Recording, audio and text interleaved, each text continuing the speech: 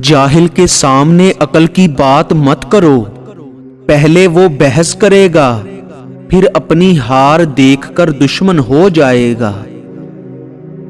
غرور اور غفلت کا نشہ شراب سے بھی زیادہ ہوتا ہے۔ جو اس نشے میں مبتلا ہو جاتا ہے وہ جلدی ہوش میں نہیں آتا۔ معافی مانگنا یہ ظاہر نہیں کرتا کہ آپ غلط اور دوسرا صحیح ہے، بلکہ یہ ظاہر کرتا ہے کہ آپ کے رشتے کی اہمیت آپ کی انا سے بڑھ کر ہے۔ ایسے آدمی سے دور رہو جو بلا وجہ تمہاری تعریف کرتا ہو، کیونکہ جلدی ہی اس کے ذریعے تم بلا وجہ بے آبرو بھی ہو جاؤ گے۔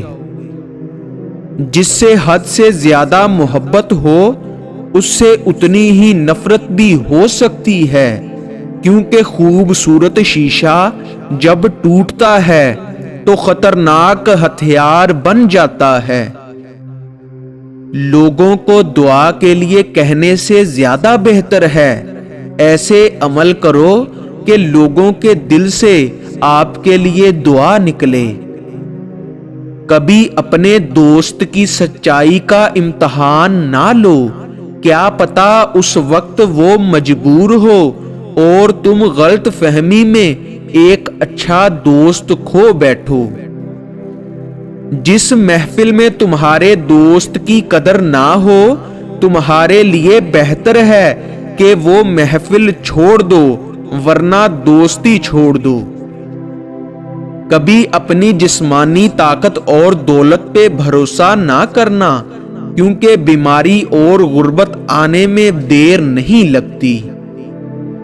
کبھی اس کو نظر انداز نہ کرو جو تمہاری پرواہ کرتا ہے، ورنہ کسی دن تمہیں احساس ہوگا کہ پتھر جمع کرتے کرتے تم نے ہیرا گوا دیا۔ گناہ کو ترک کرنا توبہ کرنے سے زیادہ بہتر ہے۔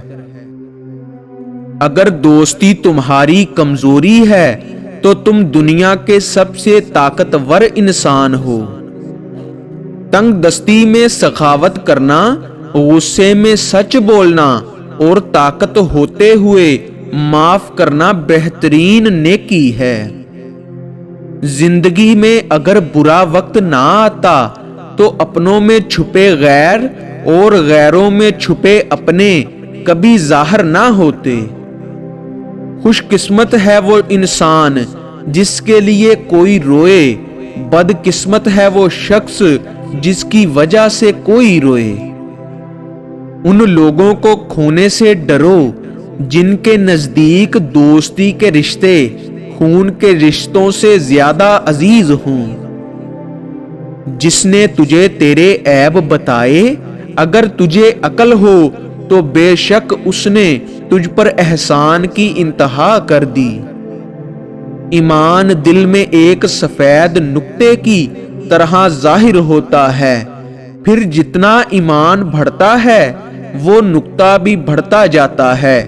جب ایمان مکمل ہوتا ہے تو وہ نقطہ سفید نورانی پورے دل و دماغ پر چھا جاتا ہے۔ جس انسان کی جان نکل جائے تو وہ زندہ نہیں رہتا، اور جس انسان سے احساس نکل جائے تو پھر وہ انسان ہی نہیں رہتا۔ جو شخص تم پر غصہ بھی کرے اور تعلق بھی ختم نہ کرے وہ برے وقت میں تمہارا سب سے اچھا دوست ہے۔ حضرت علی سے پوچھا گیا کہ یا علی، اگر کسی شخص کو گھر میں بند کر دیا جائے تو اسے روزی کہاں سے ملے گی؟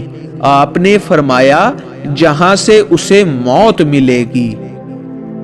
آج کا انسان دولت کو خوش نصیبی سمجھتا ہے اور یہی اس کی بد نصیبی کا ثبوت ہے۔